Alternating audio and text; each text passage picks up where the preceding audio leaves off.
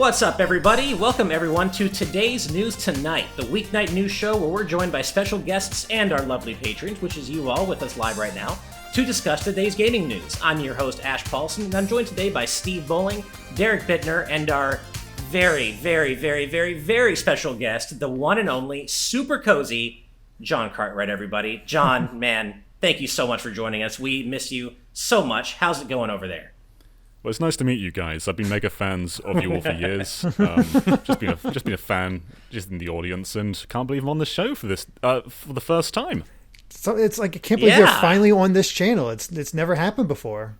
Yeah, it's a dream come true. Never. I mean, we've never really done things together before, so this is pretty unprecedented right now for us all to be in a chat recording something together on YouTube. This has never happened before. Yeah, I gotta say, I'm loving the wardrobe choice. The last guy, he wore like a shirt and tie every day.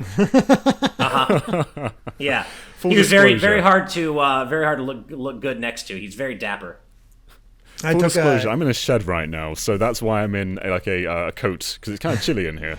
Yeah, it is actually winter. Nice. I'm in Virginia now, and it's still like around 65, 70 each day, and like it's not cold yet. What's up with this? It's November. I'm used to Pennsylvania, where typically it gets a little chilly around this year, and like no, don't need to worry about it. It's just been raining a ton. I have to wonder how much math John is doing in his head right now to convert Celsius to Fahrenheit. Oh right. Yeah, I didn't get it. It's been a little warm colder enough for us here. Yeah, it's kind of calmed down a little bit for us here. It's like in the 60s, which is nice. It's not too horrible, but it's been like in the 90s and the hundreds, which I think I don't even know what that is Celsius, but yeah, I'm a dumb Fahrenheit American. I don't even know what that is. If they'd actually teach us and let us join the rest of the world, it wouldn't be so confusing. Right? Exactly. I live in Arizona. But John, we're last in education and first in temperature. So. John, I have to ask, man, how is fatherhood? You and Derek are both fathers now. How's it been for you? It's been nuts. I my heart is filled with so much joy, but at the same time, my heart is filled with so much sleep depression. It's just day to day. I don't know what I'm saying anymore because I'm just so tired. I haven't slept in the longest time. When she was born, I think I went 3 days without any sleep. Yeah. And I was at hospital while Roxy was sleeping, and I was just holding the baby. I was like, please don't fall asleep, John. You're not allowed to fall asleep. And I tried putting her down in her bed, but she just cries whenever I do that. So, she's gotten better, but I'm so out of it. I am honestly really glad to hear that, because I see your post on Twitter. It's like, oh man, John's rocking this. He must have it easy with Amelia, because I've been, trying to balance as best as I can, and we're very fortunate to have Amy's mother with us helping out as this is all going down. And Kai definitely does. He sleeps like we get about 2 to 3 hours of sleep before he wakes up, needs change, needs another feeding, and then he's back asleep. Like Amelia been sleeping with you guys in bed, or is she actually in her own like bassinet near you? Yeah, so she's in a bassinet next to us every night. But she loves being cuddled, though, is the thing. And so whenever she's not being cuddled, she tends to either toss and turn or either just scream, which is not ideal. But she's getting into a good routine, thankfully. But Derek, I do not have it easy compared to you, though. You decided to start an entire channel right at the birth of your son, whereas I have like a whole month off work to deal with her. You're juggling so much right now. Amy's my rock. If it wasn't her support, I could not do this. Like it's all the love and appreciation to her, because I'm trying to keep us in the red? Yeah, keep us going is basically how I'm going. And she's dealing with a lot. She's been dealing with a lot of cramps and a lot of the post-birth stuff. It's been tough, and I've been just trying to be there as much as I can, because you have the postpartum depression. There's a lot going on. She had a bit of a scare where her temperature got over 100, which they say is a big no-no after baby being born. So we went there and got her some antibiotics because she was having a bit of mastitis, I think it's called. Mastitis. Yeah. Basically, not all the milk was being used. So it got stuck in there, and it starts to not be so good. So we got her some antibiotics for that. She's been pumping to help out, and then because Kai's not been able to eat it all. So right, it's right. It's a trip and a half learning all these things, and thinking before this all happens, like, I don't know how to change a diaper. I don't know how I'm going to do this. Now it's just like, whatever. Just, I don't care. Just get him clean and get the diaper on before he pees on you. Yeah, well, they love doing it while you're changing them. There's been so many times while I've been changing Amelia. It's like, okay, it's time to go now. Man, well, respect to all three of you. I mean, I of course am the lone not father here, and I think that's probably always going to be the case. But I have nothing but respect and joy for all of you that you're embarking on this new chapter in your lives. And of course, I know you've been a father for a while, Steve, but still, for all three of you to be doing this, he's past this point. It's good for you, man. I'm not fully past it. Really? My youngest is 2, and she's still in diapers, so I definitely sympathize with you guys and the literal crap you're dealing with. Yes, but and it gets as better Dan and eventually. Twistle said. And as Dan and Twistle said, good vibes for the new mums, of course. So that, of course, is just as important. Almost more so. Derek, please. So much respect Right, for no, well, yeah, any exactly. woman that goes through this. Oh, God, watching yeah. Roxy give birth was something absolutely. else. And any woman that goes through with it. So I just have so much respect for them. Did she have any painkillers? Because Amy went without, and it's... She did. Derek. It's something. Wait, like, she I went without watched the whole thing. painkillers? Yeah, she didn't have what's a Steve, you'll know it. What's it called? Epidural. Epidural. Yeah, she didn't have an epidural, and Kai was a big baby. Wow. I think 9 pounds 6 ounces. So Woof. yeah. I love how everyone's like, Steve, you've done this like 4 times. What's the name of that thing? Given birth, Steve, right? Say what? You've given birth, right? Yeah, exactly. I've just been there. Yeah, I've been there so many times now. I just know all the terms by heart.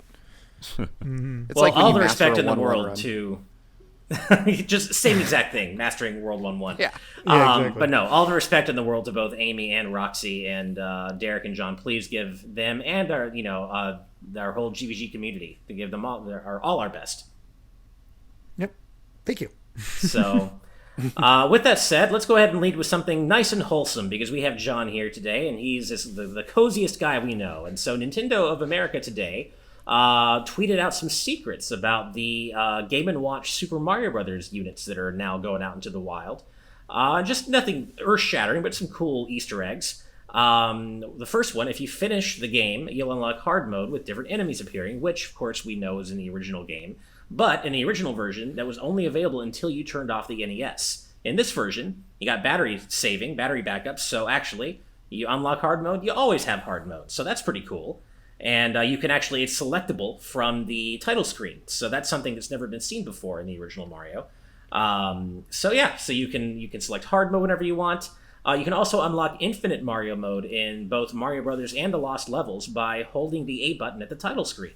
So that's neat. And you can also press and hold the A button for more than 5 seconds at the title screen of the ball game to play as Luigi. And they included a little screenshot here showing clearly that it is Luigi.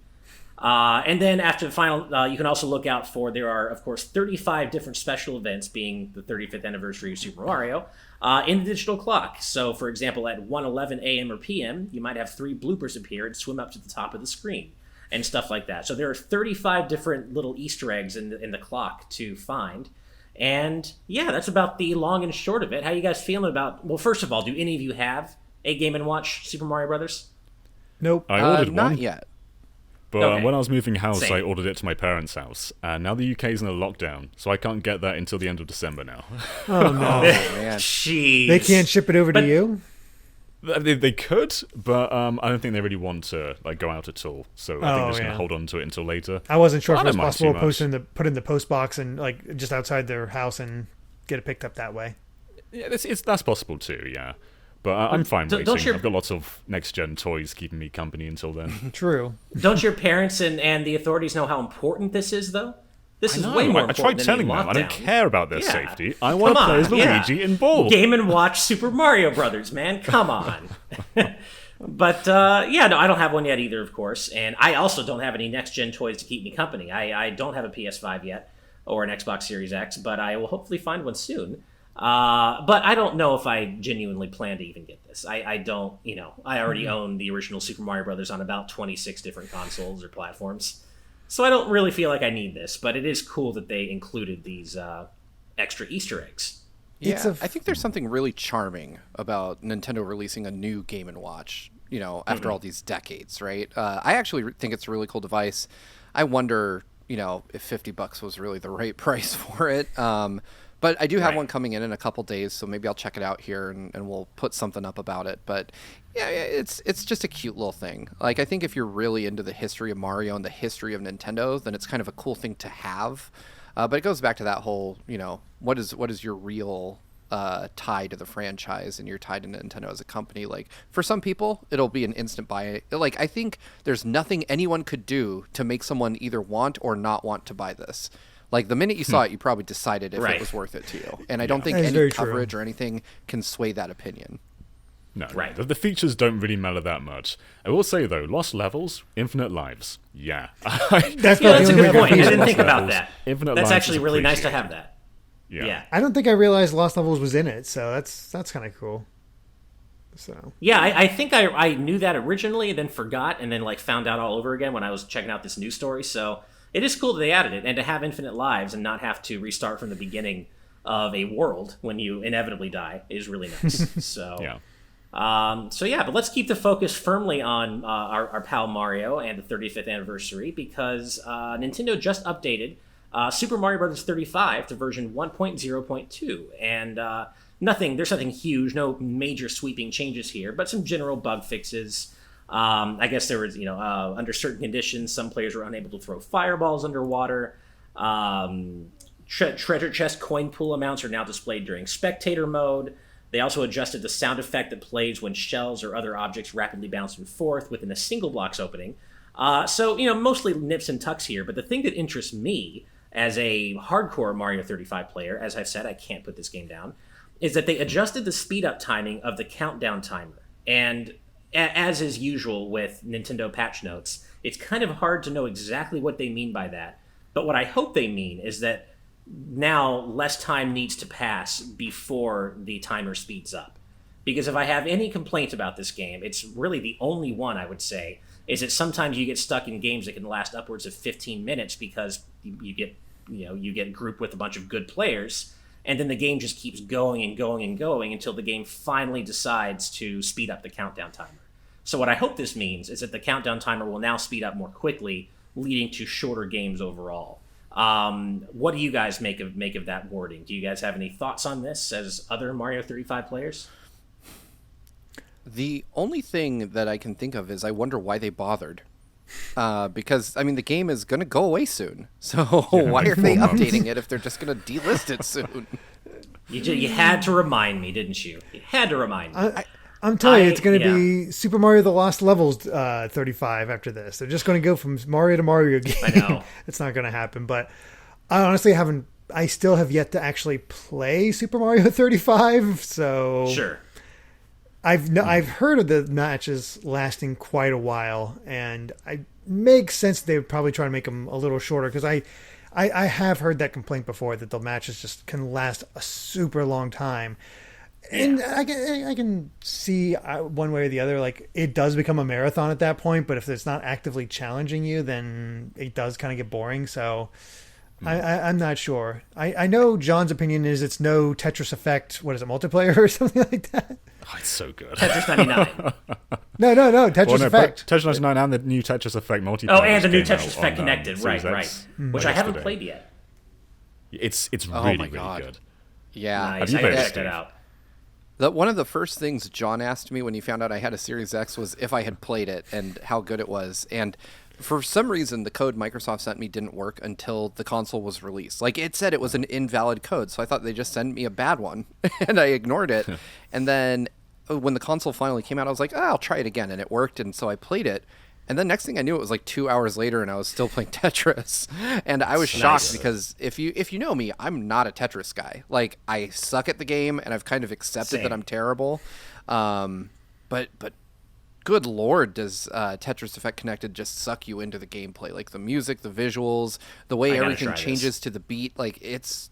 Ash, you would love this. Oh, this is so totally much. Ash's version of Tetris. Nice. I gotta check it out because I want to address something too off topic on Mario. But the ahead. multiplayer, the brand new multiplayer, is so good. There's a bunch of different modes. One of them is literally NES Tetris, so that there's no hard drops, there's no storing pieces, there's no shadow. Wow. So that's cool for like a hardcore player standpoint.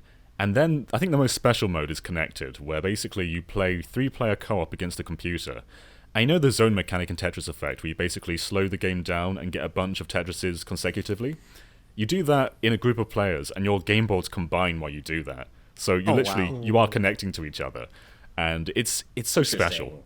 Like this is one of the best multiplayer games or experiences I think I've had in a very long time.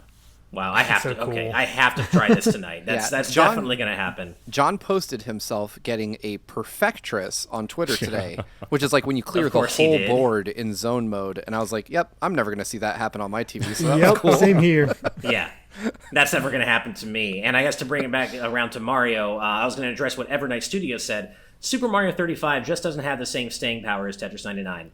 Man, speak for yourself. I have put over 30 hours into Mario 35 now, and I have like 55 wins, and I much prefer going back to that than Tetris 99. But that, of course, has everything to do with the fact that I'm good at Mario and good at platformers and terrible at Tetris. I have to agree with Dan on this one because I'm terrible at Tetris, but I still prefer it to Mario 35. I kick ass at Mario 35. Like, I win more often than not, but I think maybe because of that, I enjoy Tetris more, because when I get into like the top 10, I'm super hyped. Like, I'm thrilled every time I break, like, I do reasonably well.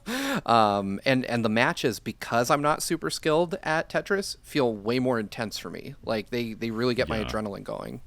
I think what this game needs is Invictus, which is what Tetris 99 has. So basically, when you win Tetris 99, you unlock this new mode, which is just much faster. You're only against the top players who have also won a game. And it's like a hard mode. And I think that's exactly what Mario 35 needs. Like a mode where you get less points for stomping Goombas. You have less time to do things. Just make it a bit more intense.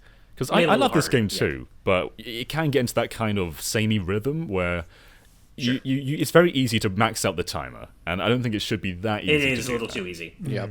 Well, and it would be nice if there was maybe a randomizer mode too, because it's so easy to get stuck in a rotation of 1-1, 1-2, 2-1, 2-2, 3-1. You very rarely play the more advanced levels, which makes it pretty safe a lot of the times. So I agree. Apart from There are the definitely some improvements that could be made.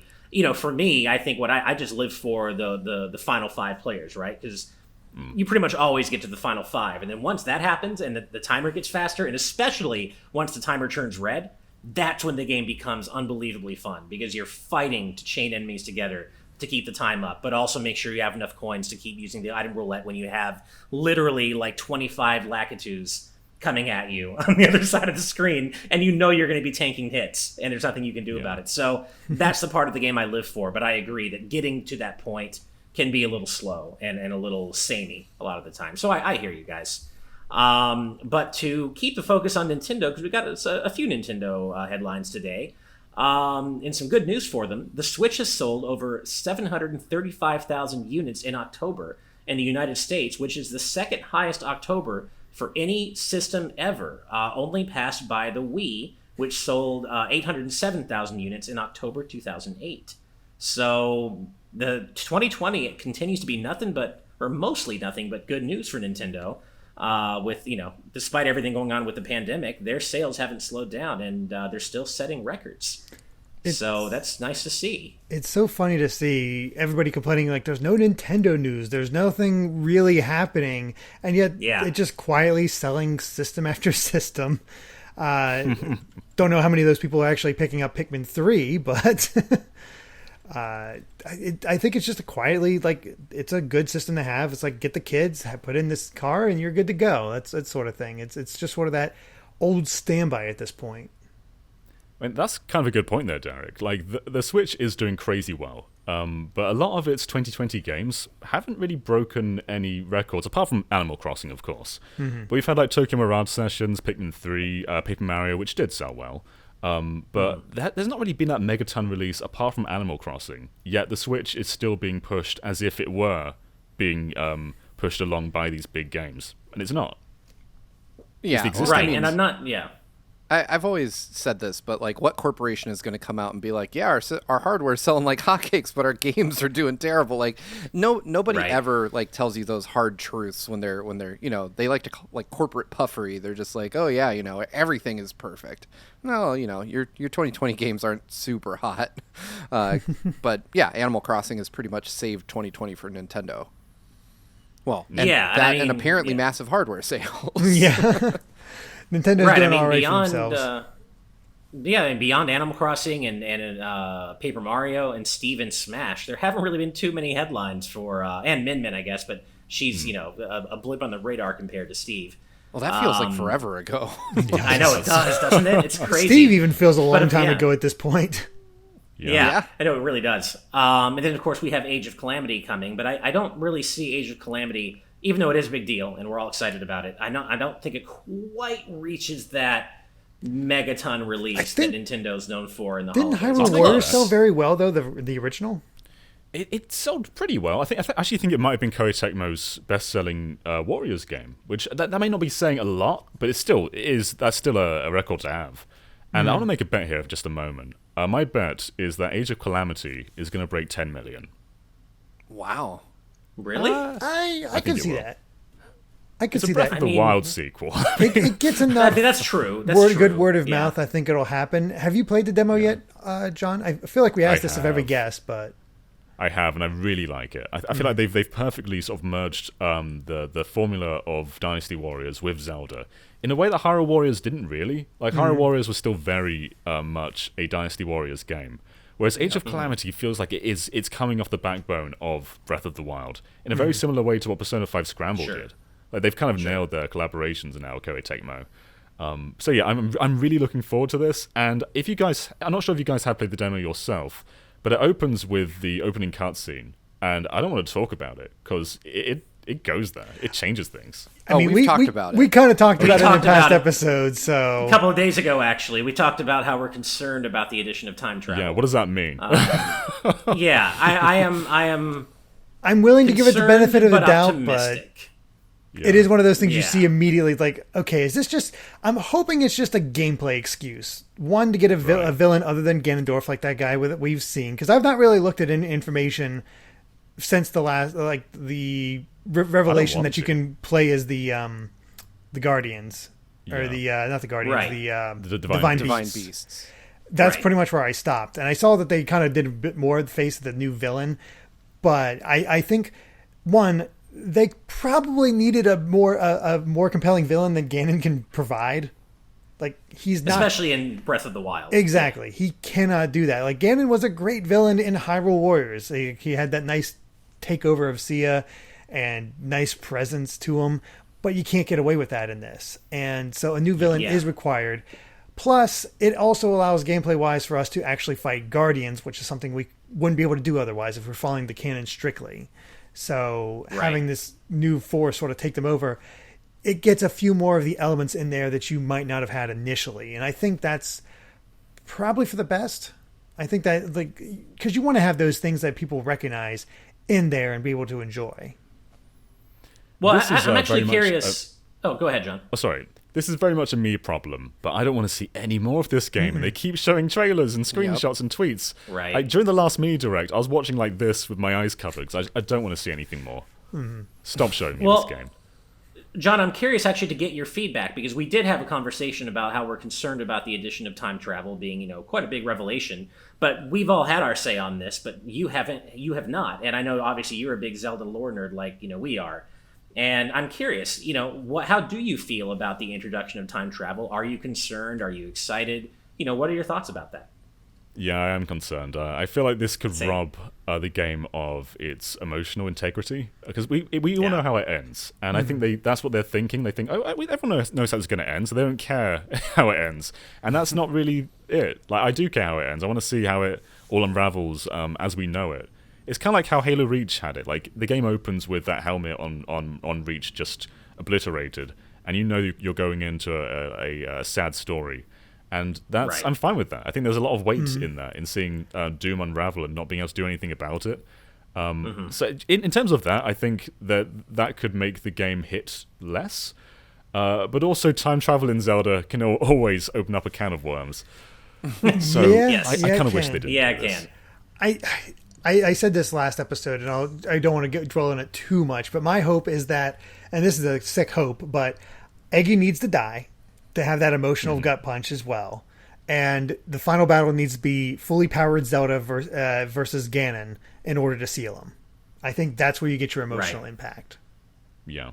I think what I'm really just hoping is that time travel isn't used as a vehicle to pull all the champions into the present timeline, and then going into Breath of the Wild 2, everyone's happy. Hey, we got Urbosa here. Hey, there's Mipha. Hey, I don't think they'll do that. Everyone's happy. Yeah, I don't think they'll do that. But I think what they're going to do is screw with the established lore from 100 years ago from Breath of the Wild, but not screw with like the ending of Breath of the Wild. That's where I see it. I think that'll be the most egregious thing it does, if it does even that. But like I said last night or 2 nights ago, I just want the microwave hallway moment for Zelda. I just want, I want to see Link get brought back to the Shrine of Resurrection. If we get that, I'm good. I think that would be just an incredibly compelling part of a game to play. Play as Link, lose, switch to Zelda, have her save his life.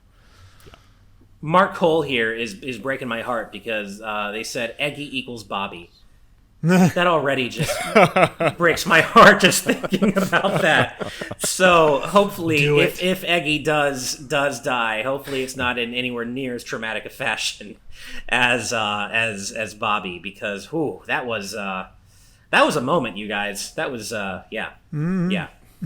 I want to go back to a couple other people in the chat. Jared Ettinger, Evernight Studio, also mentioned that Byleth was also this year, which is crazy to think. Wait, what? Not only is Min Min a blip, but Really? Byleth was January 31st, I believe. So not only was Min Min a blip on the radar in the compared before time. to Yeah, exactly. Steve. No wonder I don't remember it.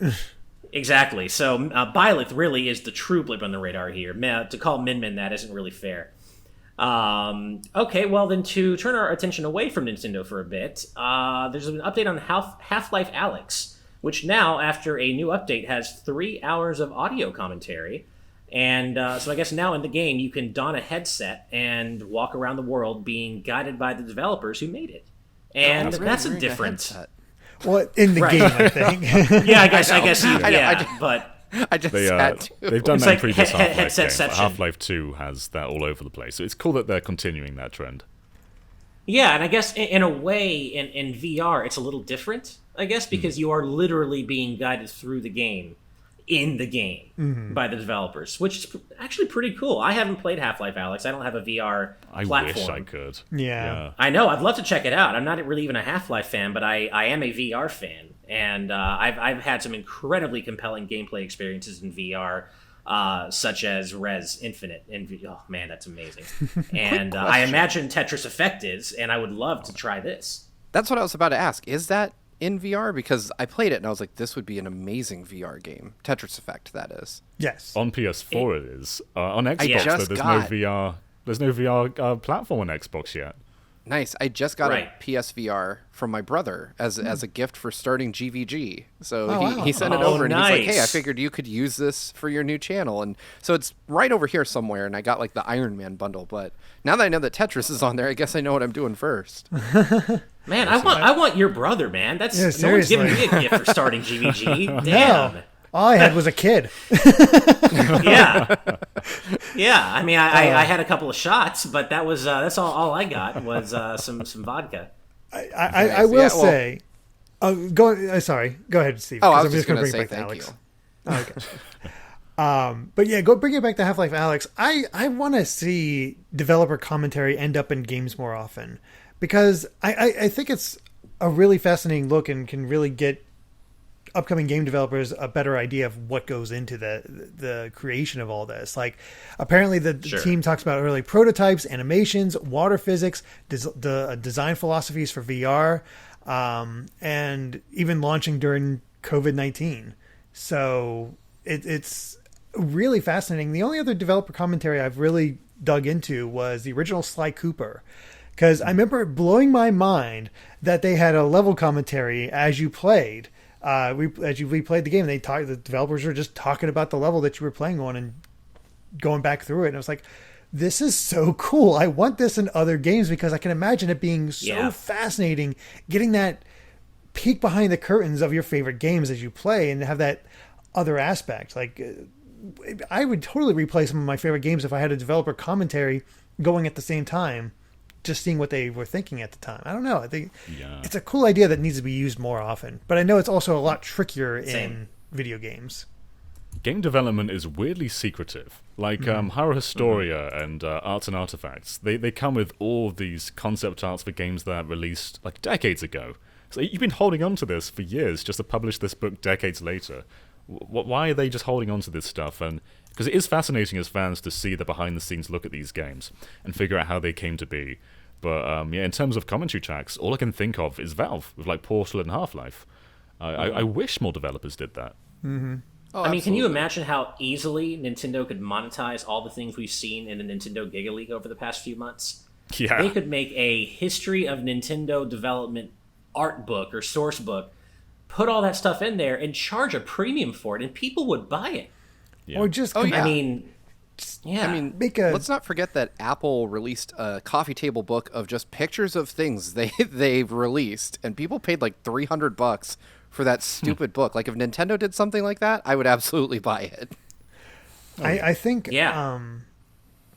like maybe like a behind the scenes series that they popped on Netflix or something like that would do gangbusters, just to have that sort of more in-depth history, almost like a video version of Iwata Asks, where you get behind the scenes and see some of this and have the archive footage or some sort of preservation that really dives into game development and shows what goes into all this. It'd be awesome. I think there's definitely a market for that. And I mean, and Nintendo doesn't even have to include the stuff they really understandably wouldn't want to, like the sprite of Luigi flipping the player off. They don't have to include that kind of stuff, but they could monetize the crap out of this. And yet they choose not to. So, yeah, I mean, and I don't know. I get why they don't do it with their current generation, or even going back maybe one or two generations. But what's the harm in pulling back the curtain a bit on stuff from the 16-bit generation or the 8-bit? They're not actively making money off those titles anymore. At least not in a way that's going to affect them now with Nintendo Switch Online memberships. I would love to see something like this for Ocarina of Time. Like, as a teenager, I grew up just... Me too. ...poring over screenshots from this game. And N64 games especially seemed to go through tons of changes from the time they were announced to the time they were released. Like, entire UIs were completely replaced. In Ocarina of Time's case, just tons of different environments were created and then removed. And so the final game looks nothing like the first screenshots we saw of it. And I would pay handsomely to just see a documentary chronicling like all the stages of development that game specifically went through. It'd be really cool to see, because we've all heard the story of the initial prototype and idea for Ocarina of Time was basically Mario 64 with Zelda, with Link going into offshoots from Hyrule Castle. I'm so curious what that would look like, because it's such a different feeling. It's definitely not Zelda, but it's also kind of curious, like what would that be like? I don't know. I want to know where the location and original context for the fabled unicorn fountain was. I want to know what that whole area was about. Even though it didn't make it into the final game, I was one of those people back in the Internet 1.0 days who was obsessed with looking for the Triforce in Ocarina of Time, thinking that I spent so much time on this great website called the Odyssey of Hyrule. Me too. You too. I love it. This website was amazing. Yeah. I am published on that website. Oh, nice. There's like an email I sent in that's still there. Awesome. That's like, because they had this thing where they encouraged players, which is an objectively cruel thing to do to kids and teenagers, but they encouraged you to like pull your cart halfway out while you were playing, because it would just start dumping like debug information. They're like, see what you can find. And so me being like an obsessed 14 or 15-year-old kid, like sent in just pages of all the stuff that I got from doing it repeatedly. And they actually published it on the site as like, I found a secret. And I was like, I thought I was the coolest kid on the block. That's awesome. Yeah, I would use GameShark codes to unlock the beta version of the game and see what I could find. And 99% of the time it would just crash the game depending on what you did. But I was so obsessed with looking into that game and trying to find the Triforce and the Sky Temple and all that nonsense that was, of course, not in the game. But I remember following the tracks of how to beat the Running Man, and there's so many rumors that you can actually beat him and like travel through time, and and obviously the game is not programmed that way. Yeah. But I spent so much time trying to beat him. There's something uniquely interesting about delving into the development history behind Ocarina of Time as opposed to many other games. There's just there's an extra veneer of mystery there for whatever reason. I'm sure a lot of it was, it's has been created by the urban legends that have come up through the internet, that even if they have no basis in reality, but it's such a fun game to look into. And I remember there was a screenshot back when Ura Zelda was a thing that would eventually become Majora's Mask. I remember seeing a early screenshot that looked like it could be down the pathway if you were able to go to the right of the Temple of Time. It looked like what would be beyond that if you could actually go down that path. And so, we were as wild with speculation. I mean, it's so many good memories of the internet 1.0 days before people knew how to properly research things. So well done with the commentary, Valve. We get these offshoots all the time. Well done. Yeah. Basically, what we're saying is, like you said, John, well done on the commentary, Valve, and more developers should do this, especially Nintendo. Yeah, I'll follow Gabe Newell around in VR. I bought an Index just to play Half-Life Alyx, and then I didn't play Half-Life Alyx. And my Index is in a drawer right next to me right now. It turns out in Arizona, when it's 110 degrees, it's really stifling to put a VR headset on and play anything. So now that it's like 80 degrees here, I might try it again. But what I did see, I really enjoyed. And I would love to see the commentary behind it because it is really a technically marvelous game. Nice. Yeah. By the way, Dan, or Steve, Dan's ready to give you his address if you want to send him the Index, if you're just not going to use it. Oh, well, I mean, we're in the middle of a pandemic. I'd hate for you to get sick off of my headset. I'll just keep it here. Good point. See, Steve's looking out for you, man. Yeah. That's true. That's true love right there, man. All right, well, let's turn our attention now to the Mortal Kombat film reboot, which unfortunately has been hit with a bit of bad news, but expected news. Essentially, the reboot has been delayed. This news comes from producer Todd Garner, who was replying to a fan on Twitter asking about the game's release date, which was originally going to be March of next year. But unfortunately, because the pandemic has ruined everything, it also has to ruin the Mortal Kombat film reboot production timeline, and that means we don't currently have a new release date for the Mortal Kombat movie, which is unfortunate. Huh? I said, how dare they? I know. Right? I've not looked too deeply into this reboot at all. I just keep hearing it's coming, so I don't know what exactly to expect from it. I think they are trying to shoot for an R rating, which will definitely be cool. But this is expected. It's going to be. It definitely feels like it's going to be a while till we can have theaters open again, especially with things just spiraling out of control. It seems. So we get to wait. Yeah, there's not a whole lot anything to be done about it. It's unfortunate, but of course, safety and health always should come first. And I am looking forward to the movie though, because even though I'm not like a hardcore Mortal Kombat fan, I do like Mortal Kombat, and the original MK movie. I mean, it's a classic, right? Especially where video game movies are concerned. So it's like a B movie classic. That's what I mean. It's like a B movie classic. Yeah, it's one of the few good video game movies that has stood the test of time and actually is fairly well adapted to is the word, I think. Yeah, I think that's a good way to put it. It's fun. Like, I still remember the fight against Goro, Johnny Cage pulling off his classic move, going off screen and being like, damn, that hurt. Just killed me. Killed me as a kid when I saw that. It was so good. Like, Johnny Cage did make that movie, let's be honest. I do remember seeing that movie in the theater and thinking the visual effects they used for Scorpion were so cool. And I'm sure they haven't aged well. But seeing the spear come out of the palm of his hand, I was like, oh, that's awesome. That's how I always imagined it. Yeah.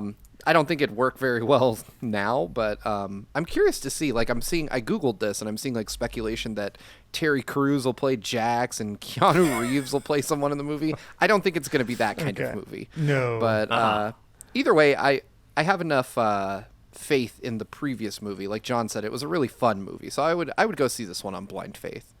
Mm-hmm. Oh yeah, no, I would too. And I mean, let's say that even if the new Mortal Kombat movie is destined to not be very good, I hope it's not very good in the original Mortal Kombat / original Street Fighter way, and not Street Fighter: The Legend of Chun-Li way. There are levels of bad. I never even watched that. I've not heard good things. It's horrible, and horrible doesn't even begin to describe it. It's like Neil McDonald's M. Bison delivering a baby. Horrible. It's and like taking the baby away, and it's really bad. Like go watch Street Fighter 90s. It's way better. It's like that is a movie I still enjoy the hell out of, despite how bad it is. It's fun and it's bad in a good way, right? There's no redeeming qualities with The Legend of Chun-Li. Because if I remember correctly, it was Paul W.S. Anderson who directed the original Mortal Kombat, and the one that went on to do Resident Evil, correct? I believe so. I saw a bit of other news today. It wasn't enough to hold up on its own because we're not enough of a Monster Hunter fans to really talk about it. But I did see he said that they only had enough screen time to work in 6 to 7 monsters from the series, and I'm thinking, I feel like that's not a lot considering you could have a lot of them just as background elements. They don't need, I can see just highlighting 6 or 7 or just a few here and there, but only having 6 to 7 total. And that Monster Hunter trailer too was really not good. Mm-hmm. Yeah. The monster design, I'd say, is good. The actual plot, that's the other question. Yeah. The monsters themselves look cool. I'll give them that. And hey, here's the perfect obligatory Mega Man reference of the show. They are still making the Mega Man movie. Whether we like it or not. I don't know if that's a good thing. No, I don't think it's a good thing at all. Don't get me wrong. I'm not happy about it. But regardless of whether we or I want it or not, the official word is they are still making it. It's still coming. It's going to be live action CG, combination. Everything I in my being sees all these as red flags. It's going to be a horrible movie. However, you will go see it. All 4 of us. Well, of course I will. But aside from that, all 4 of us were sure the Sonic the Hedgehog movie was going to be a mess as well. And you know what? Mm-hmm. It actually turned out kind of good. Yeah. So, and it wasn't the same March time slot that Mortal Kombat was. Right. I was going to say, really good in the case of Derek and John. Their kids were both born 9 months after it premiered, so... We really liked it. It was really good. A real glowing review. It's still crazy to think that the Sonic movie is the last movie I saw in theaters. That's the last time I've been to a theater was Sonic. Yeah, I think me too. Maybe the same here. So I'm pretty sure the Mega Man movie is going to be awful, but you know what? I'm going to give it a chance, and if it's awful, at least I'll enjoy the awfulness, I guess. Ash, if you're ever going to have a kid, it's 9 months after the Mega Man movie. So exactly. Especially if it's good. Good point. Exactly. I will say, for the Mega Man movie, I did the whole Metroid thing, how I would craft it, and the thing is, it's sort of like I don't have a need to craft a Castlevania movie now, because how do you make a Mega Man movie? Adapt the comics! Just adapt the damn comics, and you're good. Just, honestly, adapt the Archie comic, and make it an animated movie that's that looks like Mega Man is supposed to look. Yeah. I can't imagine that. However they make Mega Man look in this movie, I can't imagine it's going to be good. Mm-mm. It's just but maybe it will. Who knows? All right. Well, moving on to Pokemon. This will be great for you, Derek. Basically, the new mythical Pokemon Zarude. Or Zarude, I'm not sure how to say that. I'm going to guess Zarude. It is coming to Zarude, okay. Well, either way, it's coming to everything Pokemon. It's coming to Sword and Shield. It's going to debut in the new Pokemon animated movie, and it's coming to a trading a Pokemon TCG expansion. So get ready for everything Zarude because it's happening. This Pokemon's debuting everywhere. I guess we just got the trailer reveal for the next movie, Pokemon the Movie: Secrets of the Jungle. And this is the 23rd animated Pokemon film. And yet Ash is still 10. I don't know. Well, this is the new sort of movie timeline. Ever since I think it was the 21st film, I Choose You, I think. Yeah, I Choose You. They've been doing like a sort of separate Ash timeline.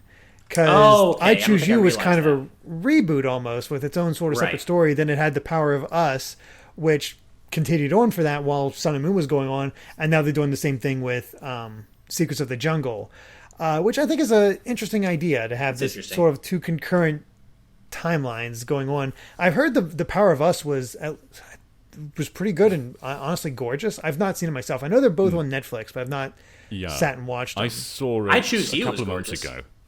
Yeah. I don't keep up with all the Pokemon movies, but I do watch them occasionally. And I kind of checked out of the I guess the canon timeline. 'Cause it just kind of got a bit samey.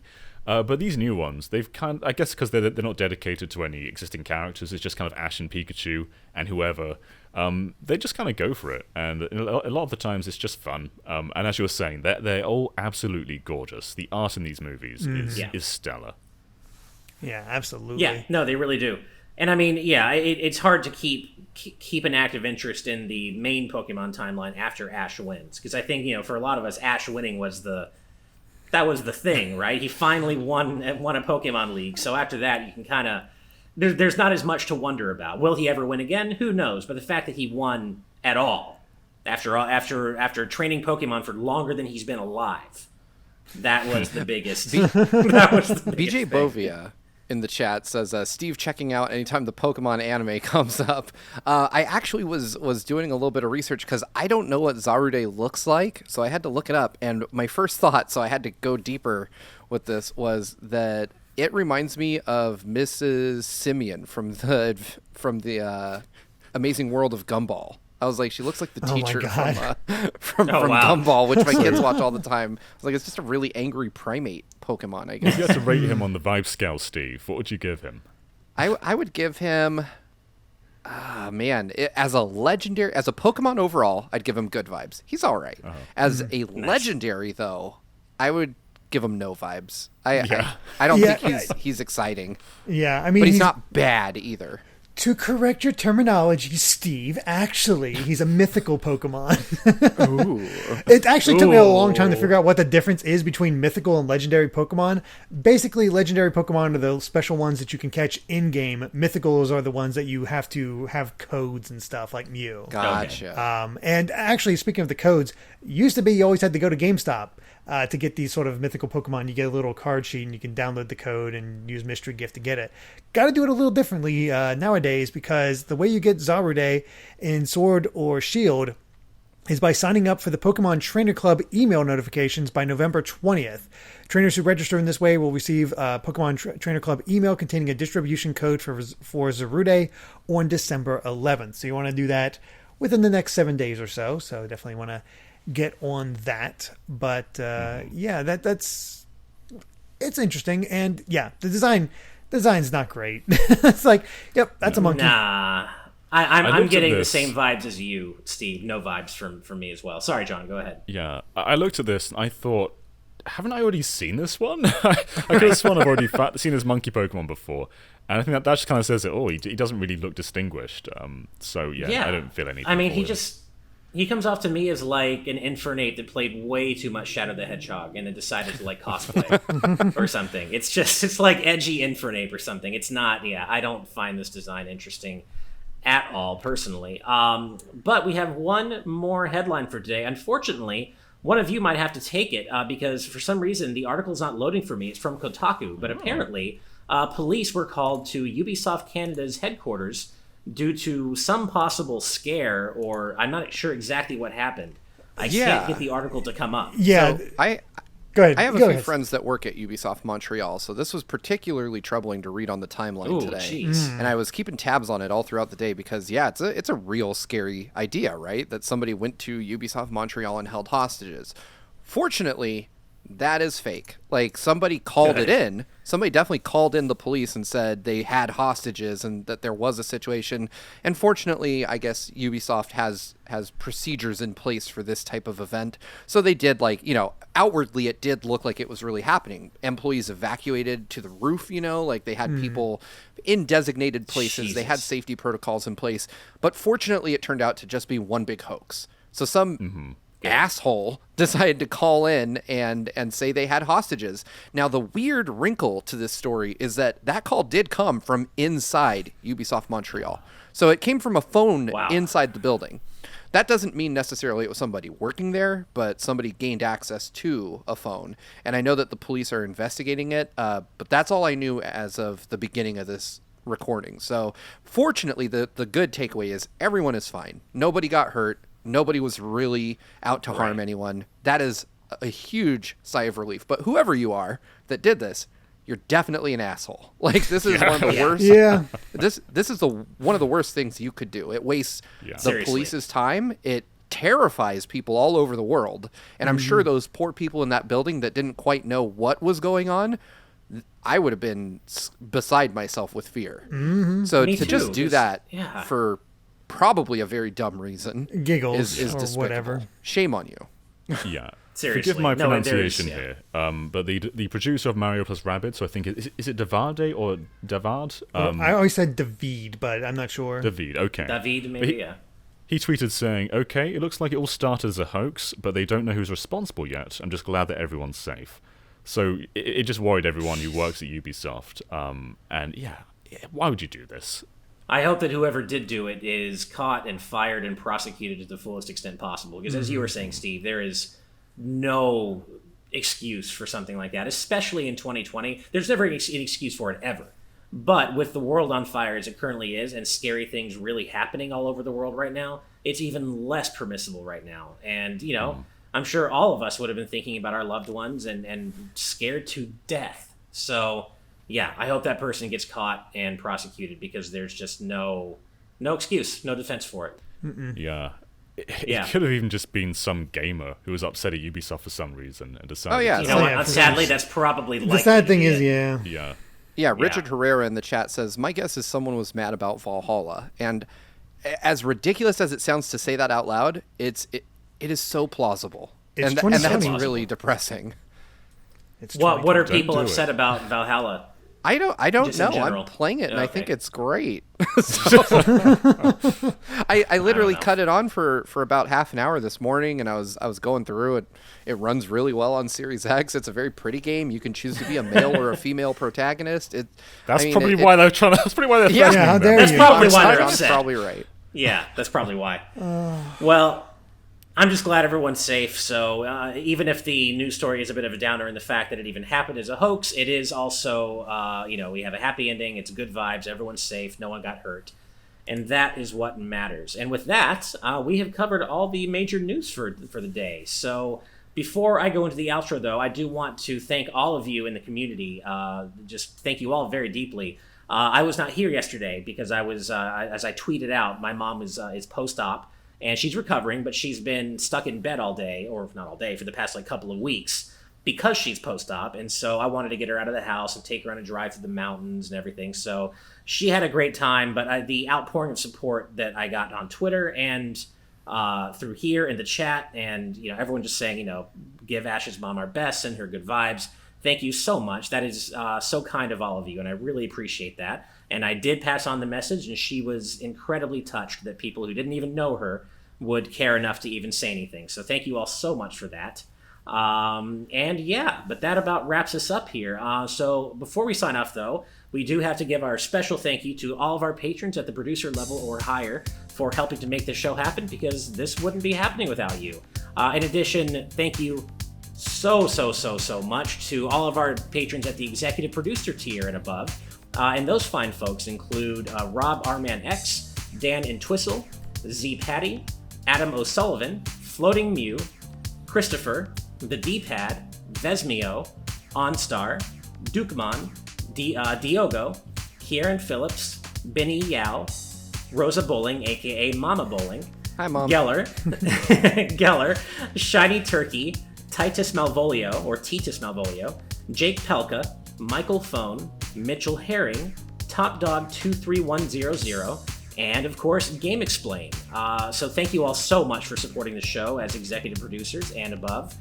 Before we sign off for good, John, do you want to tell our audience where they can, not that they don't already know, but where they can currently find your awesome content? Sure, yeah. So I'm currently on paternity leave, so I don't start working again until December. But you can find me on Nintendo Life and also the entire N-Life network. So I work for Nintendo Life, Push Square, and Pure Xbox. I've not currently posted to either of those latter two yet, but I've just got my Series X. I'm getting my PS5 when it comes out in the UK, and from there on I'll be posting across all of them. So you can find me on any of those three YouTube channels or websites. Awesome. And for those of you for those of you who don't know, we don't want to shout it from the rooftops.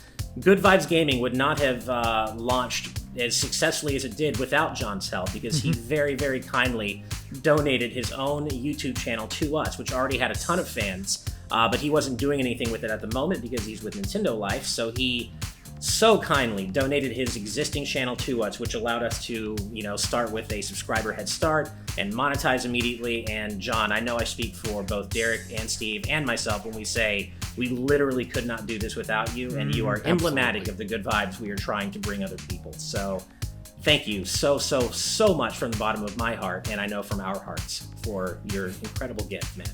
As our patron Dan and Twistle said in the chat, good guy John.